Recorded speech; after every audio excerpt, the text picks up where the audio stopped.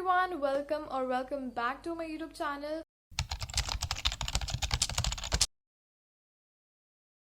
तो जैसे कि तुमने कहीं ना कहीं रिव्यूज से पढ़ा होगा कि इस साल का जो मैथ्स का पेपर था that was kind of very tough. अगर हम कंपेयर करें from previous year questions, previous year का जो पेपर थे उनसे, so that was very high.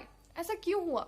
देखो, सबसे पहले तो दो बोर्ड की पॉलिसी है, तुम्हें पता है कि दो बोर्ड इस साल बच्चे दे सकते हैं। इसकी वजह से शायद ऐसा हुआ है कि मैथ्स का पेपर हार्ड कर दिया, बट ये सब तो बहुत पुरानी बात हो गई, अब हम आगे बढ़ चुके हैं। लेकिन अगर तुम 10th में आए हो तो तुम्हें क्या कंसर्न्स रखने चाहिए, तुम्हें क्या अपने दिमाग में रखना चाहिए कि ताकि तुम्हारा मैथ्स का पेपर ऐसा ना जाए जैसे हमारा गया था। तो मैथ्स का पेपर तुम्हारा होने वाला है, ठीक है, होगा ही ऑफकोर्स। तो स्टैंडर्ड और बेसिक का एक चीज होती है कि क्या ले इस साल, क्योंकि मैथ्स का पेपर ही हार्ड आ रहे हैं। देखो, तुम अपने हिसाब से लेना, तुम्हें जो चाहिए स्ट्रीम, तुम्हें जो पसंद है उसके हिसाब से लेना, ठीक है। बाकी सब कुछ डिपेंडेड है कि तुम प्रैक्टिस कितना कर रहे हो। इस साल का जो फ्लो है तुम्हारा मैथ्स का वो डिफरेंट होने वाला है, मतलब इतना भी डिफरेंट नहीं, बट हाँ कुछ चीज़ों पे तुम्हें ज़्यादा ध्यान देना है। Like if I talk about NCERT जो तुम्हारी होगी ना वो करनी है तुम्हें। ऐसा मत करना कि स्किप कर दोगे। बच्चों ने बोला होगा कि एनसीईआरटी जो है उसमें से कुछ नहीं आया। एनसीईआरटी करनी है क्योंकि दैट इज अ बेस। जब तक वो नहीं करोगे बाकी की चीज़ें इतनी अच्छी तरीके से नहीं कर पाओगे। तो सबसे पहले तुम्हें एनसीईआरटी करनी है, उसके बाद एनसीईआरटी एग्जाम्पलर, और उसके बाद जो तुम्हें करना है ना वो बहुत ही इंपॉर्टेंट है, which is R D Sharma. मेरे जो टेस्ट था, मैंने जो पेपर दिया था उसमें जो एक क्वेश्चन आया था that was truly from the R D Sharma, और वो एक ट्राइंगल का क्वेश्चन था। उसके ऊपर ना जाते हैं उसके ऊपर नहीं जाते हैं। तो सबसे पहले तुम्हें क्या करना है कि एनसीईआरटी अच्छे से करो, ठीक है, इतना प्रेशर मत लेना पहली बार।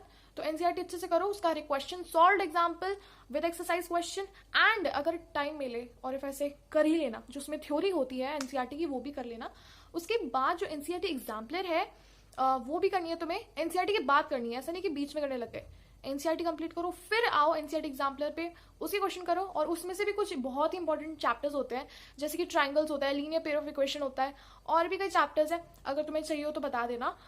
तो एनसीईआरटी एग्जाम्पलर में वो वाले चैप्टर्स पे ज़्यादा ध्यान देना है, क्योंकि उसमें से जो हाई लेवल वाले क्वेश्चन इन द सेंस की जो ज़्यादा मार्क्स वाले बनते हैं, जैसे कि 5 मार्क्स और केस स्टडी वगैरह, वो वहीं से बनते हैं। मतलब वहाँ का जो लॉजिक है वो बहुत ही काम आता है, वहाँ की अंडरस्टैंडिंग।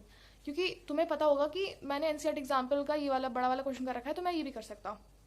इसके बाद जब तुम्हें संतुष्टि मिल जाए कि तुम्हारी एनसीईआरटी भी हो चुकी है, एनसीईआरटी एग्जाम्पलर भी तुमने कर लिए, उसके बाद तुम आओगे आर डी शर्मा पे, और उसके भी सारे क्वेश्चन सॉल्व नहीं करने, उसके कुछ सिलेक्टेड क्वेश्चन सॉल्व करने।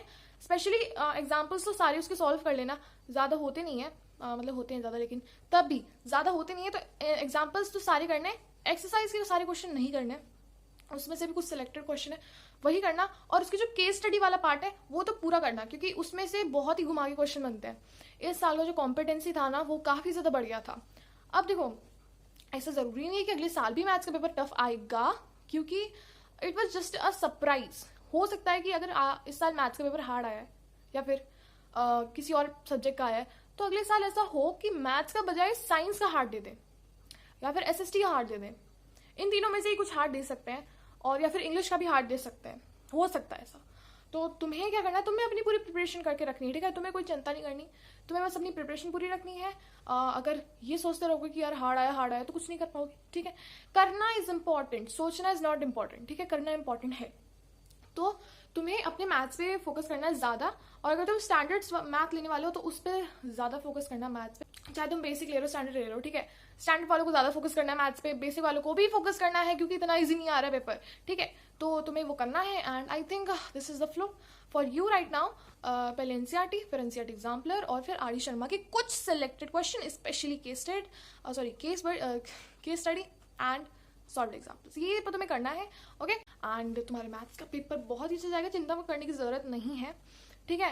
एक बार अगर तुम्हें थोड़ा सा वो लेना हो चस्का तो फिर तुम इस साल का जो मैथ्स पेपर आया था वो एक बार देख लेना, तुम्हें अपने आप पता चल जाएगा व्हाट आई एम सेइंग। सो या, that is all for today's video. Hope you like this video, और अगर तुम्हें पसंद आई तो प्लीज़ लाइक एंड सब्सक्राइब कर देना, एंड बाय।